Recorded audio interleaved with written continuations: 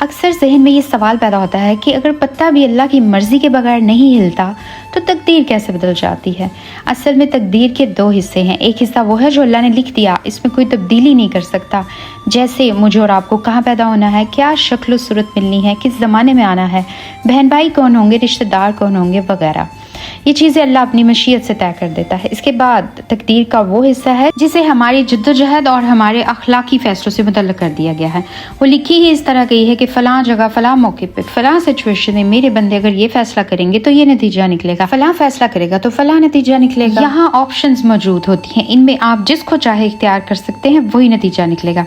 جیسے آپ ملازم رکھتے ہیں اور فیصلہ کرتے ہیں کہ اتنی فکس تنخواہ میں اسے دوں گا، لیکن جب کبھی وہ مانگے گا، اسے کسی چیز کی مزید ضرورت ہوگی تو میں اور دے دوں گا۔ بالکل اسی طرح اللہ کہتا ہے میرا بندہ مانگے گا تو دے دوں گا۔